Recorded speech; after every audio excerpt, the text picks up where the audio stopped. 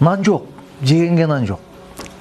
Чайнекке салабыз, сууга кайнатабыз картошканы, анан ошол бойдон эле баягы ачып туруп анан кийин сырты моунда кылсаң сырты колуңда калып кетет, баягы ичиндеги ачылган жери ичибизге кирип кетет. Ушундай күндөр өттү. Ачарчылык күндөр өттү. Бизде айтайын дегеним, шүгүр келтиришибиз керек. Бүгүн бизде андай ачарчылык жок.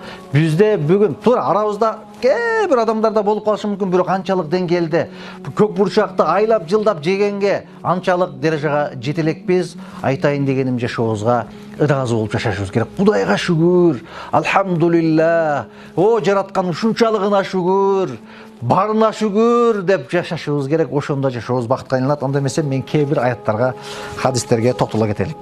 Шүгүр деген сөз негизи араб тилинде алынган. Шүкүр деген сөз. Америкалыктар айтып аткан баягы шүгүрчүлүк, ыраазычылык биздин жашообузда, күнүмдүк жашообузда балким миңдеп сыналат. Эртең менен турганыбызда эмне деп турабыз дедик? Алхамдулиллахиллади ахяна ба'да ма аматана ва илейхин нушур.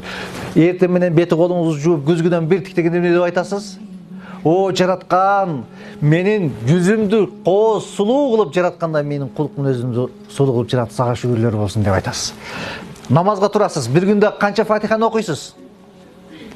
Бир күндө канча жолу фатиханы окуйсуз? Алхамдулиллахи роббил аламин. Алхамдулиллахи роббил аламин. Ар-Рахманир Рахим, Малики яумиддин. О, жараткан, о, аламдарды жараткан зат, сага шүгүрлөр болсун, сага мактоолор болсун. Булардын баары шүгүр.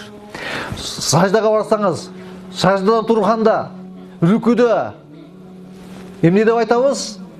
Баары Кудай Таалага мактоо, баары шүгүр, баары ыраазычылык. Эгерде маани берип окусаңыз, алхамдулиллахиллади.